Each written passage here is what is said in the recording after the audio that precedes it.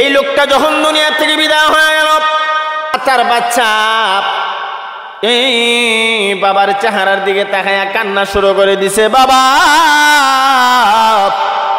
আমার রাইখা তুমি যে দুনিয়া ছেড়ে চলে গেলা, আমি এখন কেমনে যাব নবীজির রওজা মোবারকে? আমি তো ছোট মানুষ। বাবার লাশের সামনে বসে বসে সন্তান কান্না করে, হঠাৎ করে লক্ষ্য করে দেখে বাবার চেহারাটা আর মানুষের চেহারা নাই, এই বাবার চেহারাটা একটা শুয়োরের চেহারা হয়ে গেছে। নাউজুবিল্লাহ। ছেলে তো বাবার চেহারার দিকে তাকায়া ভয় পাইতে শুরু করলেন, অনেক দূরে চলে গেলেন। আমার বাবার চেহারা এমন কেন হইল? হাউমাউ করে কান্না করতেছে আর আমার আল্লাহকে ডাকে, আল্লাহ আমার বাবার প্রতি একটু দয়া করো গো আল্লাহ। আল্লামা শাইখ শিবলি রহমাতুল্লাহি আলাইহি ওনার রিসালাতে ঘটনাটা আনছেন। শাইখ শিবলি রহমাতুল্লাহি আলাইহি ঘটনা উল্লেখ করেন, হঠাৎ করে এই ছেলেটা কান্না করতে করতে ঘুমের ঘরে ঘুমিয়ে গেছে। সুবহানাল্লাহ বলবেন না? ঘুমের ঘরে ঘুমিয়ে গেছে। ঘুমাইয়া স্বপ্নে যুগে দেখে একজন হুজুর তার সামনে দাঁড়ায় গেছে। সুবহানাল্লাহ। দাঁড়াইয়া বলে, রে ছেলে, এ যুবক, তুমি কান্না করিও না, কান্না করার দরকার নাই, তোমার বাবার চেহারা ভালো হয়ে যাবে, কোনো টেনশন করিও না। এমনি ছেলেটাকে লইয়া বাবার কাছে গেলেন, গিয়া তার চেহারাতে হাত বুলাইয়া দিলেন। হাত বুলানোর সাথে সাথে এই লোকটার চেহারা আগের থেকে আরো বেশি সুন্দর হয়ে গেছে। এই যুবক ছেলে আশ্চর্য হয়ে গেল, আমার বাবা চেহারা এমন ছিল, আপনি কে গো? আমার বাবার চেহারাতে হাত বুলিয়ে দেওয়ার সাথে সাথে আমার বাবার চেহারাটা সুন্দর হয়ে গেল। এটা কি স্বপ্নে যুগে না বাস্তবে? স্বপ্নে দেখতেছে। এই যুবক হুজুরের পায়ে ধরে জড়ায় বলে, হুজুর আপনি কে? আপনার পরিচয় দেন। আমার বাবার এমন ক্লান্তি লোক নেই, আপনি এমন একটা উপকার করলেন, আপনার পরিচয় না দিলে আমি ছাড়ব না। ছেলেটা হাউমাউ করে কান্না শুরু করে দিয়েছেন। এমনি হুজুর ডাক দিয়া বলে, রে যুবক, তুমি আমারে চিনবা না রে, আমি দুনিয়ার কোন সাধারণ হুজুর না, আমি হইলাম রাহমাতুল লিল আলামিন নবী মুহাম্মদুর রাসূলুল্লাহ। এই যুবক, আমি তোমার বাবার কথা শুনেছি, আল্লাহ পাক রহমতের ফেরেশতা দুনিয়ার আনাচে কানাচে রাখছেন, এরা দুনিয়ার আনাচে কানাচে বিচরণ করে, আর যে উম্মত গুলি আমি নবীর উপরে দরুদ শরীফ পড়ে আমার কানে দরুদ পৌঁছানো হয়, তোমার আব্বা দৈনিক 300 বার দরুদ শরীফ পাঠ করত, ফেরেশতারা আমার কানে পৌঁছায়া দিত। আজকে যখন এমন অবস্থা হয়ে গেল, ফেরেশতারা বলে, ইয়া রাসূলুল্লাহ, ইয়া হাবিবাল্লাহ, দৈনিক 300 বার যেই উম্মত দরুদ শরীফ পড়তো, এই লোকটা দুনিয়া থেকে বিদায় হয়ে গেছে, আজকে আর 300 বার দরুদ শরীফ পড়ে না। আমি খবর শুনে বড় ব্যথিত হইলাম, কিন্তু তোমার আব্বার এই খবর শুনতে পাইলাম, তোমার আব্বার চেহারা মলিন হয়ে গেছে, বিশ্রী হয়ে গেছে। এর কারণ তোমার আব্বা দুনিয়াতে এমন একটা খারাপ কাজ করত, এমন একটা গুনাহ করত, যে গুনার খবর দুনিয়ার মানুষ জানতো না। এই গুনাহের কারণে তোমার আব্বার চেহারাটা এমন বিশ্রী হয়ে গেছে। আমি রাহমাতুল লিল আলামিনের উপরে দৈনিক 300 বার দরুদ শরীফ পড়ার কারণে আমি নবী তোমার আব্বার চেহারাতে হাত বোলাইয়া চেহারাটা সুন্দর করে দিলাম। এবার স্বপ্নে যুগে দেখতেছেন, হঠাৎ করে ঘুম ভাঙা গেছে, ঘুম ভাঙ্গার পরে দৌড়ে বাবার কাছে গেছে, গিয়া দেখে আসলেই বাবার চেহারা ভালো হয়ে গেছে। সুবহানাল্লাহ কন্যা। এই বাবার কাফনের দাফনের কাজ শেষ কইরা এখানে বাবার কবর দিয়া ছেলেটা দৌড়াইয়া দীর্ঘদিন লাগাইয়া নবীজি রওজা মোবারকের সামনে দাঁড়ায় গেছে। দেখেছিলাম স্বপ্নে যুগে নবী, আমি বাস্তবে দেখি নাই। নবী সাল্লাল্লাহু আলাইহি সাল্লামের রওজা মোবারকের সামনে দাঁড়াইয়া সালাতু সালাম হাদিয়া দিয়া দরুদ শরীফ পাঠ করিয়া চলে গেলেন খানে কাবা, আল্লাহর ঘরের সামনে। সুবহানাল্লাহ। আল্লাহর ঘরের সামনে গিয়া দুনিয়ার মানুষ লাব্বাইক লাব্বাইক আল্লাহুম্মা লাব্বাইক লা শারীকা লাক লাব্বাইক বলে বলে আল্লাহরে হাজিরা দিয়ে ডাকে। কিন্তু এই ছেলেটা খানে কাবার চতুর্পাশে ঘুরে আর বলে আল্লাহুম্মা দুরূদ ইব্রাহিম পড়তে শুরু করছে। সুবহানাল্লাহ। আল্লাহুম্মা সাল্লি আলা মুহাম্মাদ ওয়া আলা আলি মুহাম্মাদ কামা সাল্লাইতা আলা ইব্রাহিম ওয়া আলা আলি ইব্রাহিম ইন্নাকা হামিদুম মাজিদ। এইভাবে দুরূদ ইব্রাহিম পড়তে শুরু করেছে শায়েখ আল্লামা শিবলি রহমাতুল্লাহি আলাইহি। দীর্ঘক্ষণ ছেলেটার চক্কর দেখলেন, সবাই লাব্বাইক লাব্বাইক আল্লাহুম্মা লাব্বাইক লা শারীকা লাক লাব্বাইক বলে আল্লাহরে হাজিরা দেয়। আর এই যুবক দাঁড়ায়া দাঁড়ায়া চক্কর দেয়, হাঁটে আর দরুদ শরীফ পড়ে। আল্লামা শায়েখ শিবলি রহমাতুল্লাহি আলাইহি বলে, এ যুবক তুমি আল্লাহুম্মা লাব্বাইক লা শারীকা লাক লাব্বাইক বলো না। এ যুবক তুমি বেশি বেশি করে দরুদ শরীফ পড়তেছ, বারবার দরুদ শরীফ পড়তেছ, এখানে কি বলতে হয় তুমি কি জানো না? এই যুবক বলে, হুজুর আমি জানি। সুবহানাল্লাহ। জানো যদি বলো না কেন? যুবক ডাক দিয়া বলে, হুজুর আপনি কে? আপনাকে চিনি না, আমি হইলাম শায়েখ শিবলি রহমা শিবলি। এই কথা বলার পর যুবক বলে, হুজুর আপনি অত্যন্ত বড় বুজুর্গানে দিন, বড় আলেম, তবে আমি আপনাকে বলি আমি এখানে কাবার চতুর্পাশে কেন বেশি বেশি করে দরুদ পড়তেছি? আমি জানি দরুদ শরীফের বড় ফজিলত। আমার আব্বা দৈনিক 300 বার দরুদ শরীফ পড়ার কারণে আমার আব্বা মলিন চেহারা ভালো হয়ে গেছে। কাজেই আমি আজকে থেকে নিয়ত বানাইলাম আমি সব জায়গায় সব সময় দরুদ শরীফ পড়ব। আমি দরুদের ফজিলত বুঝতে পারছি, এই জন্য বেশি বেশি করে দরুদ শরীফ পাঠ করি।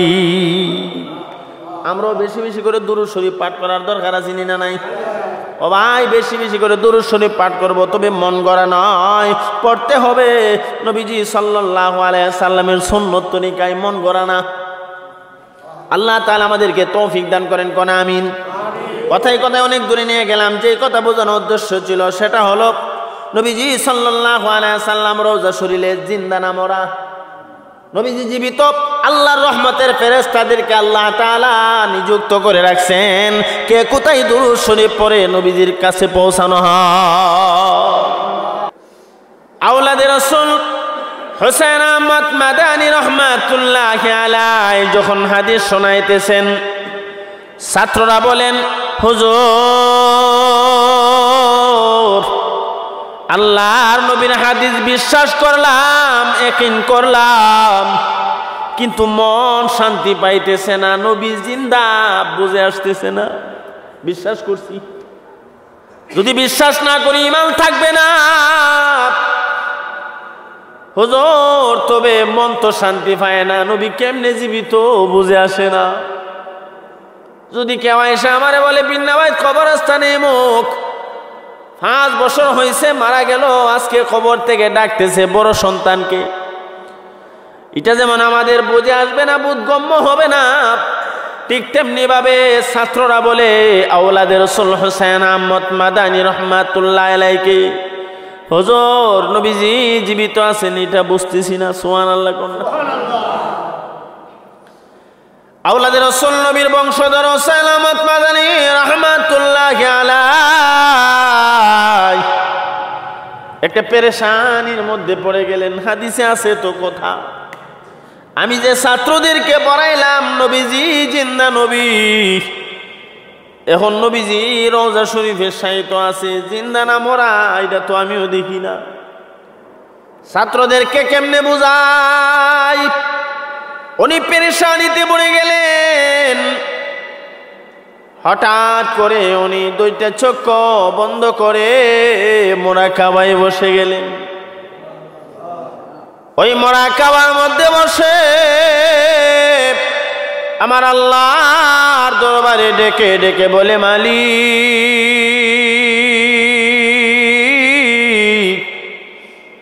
ও দয়াময় আল্লাহ,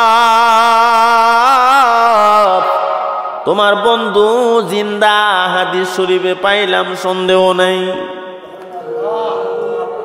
ওগো মাওলায়ে কারীম, তোমার বন্ধু যে জিন্দা, আমার ছাত্ররা বিশ্বাস করছে, কিন্তু তাদেরকে বোঝাইতে পারতেছি না।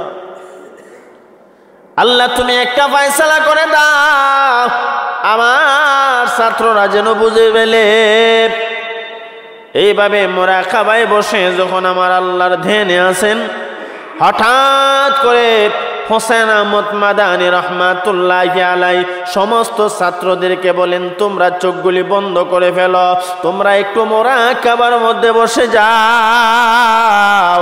সবাই মুরাকাবার মধ্যে বসে গেলেন, চোখগুলি বন্ধ করে বড় ধ্যানে আছেন, বড় ধ্যানে। এমনি হোসেন আহমদ মাদানী রহমাতুল্লাহি আলাইহি বলেন, ছাত্ররা এখন তোমরা চক্ষুটা খুলে নবীজির রওজা মুবারকের দিকে তাকাও। ছাত্ররা রওজা মুবারকের দিকে তাকাইয়া নবীজি সাল্লাল্লাহু আলাইহি ওয়াসাল্লামকে সালাতু সালাম হাদিয়া দিলেন। সালাম দেওয়ার সাথে সাথে নবীজির উপরে দরুদ শরীফ পড়ার সাথে সাথে এই রওজা মুবারক পাঠাইয়া নবীজি সাল্লাল্লাহু আলাইহি ওয়াসাল্লাম যে জিন্দা নবী, এর বহির প্রকাশ ঘটে গেছে। ছাত্ররা লক্ষ্য করে দেখে নবীজি সাল্লাল্লাহু আলাইহি ওয়াসাল্লাম রওজাতে উম্মতের জন্য কান্না করে আর আমার আল্লাহরে বলে, আল্লাহ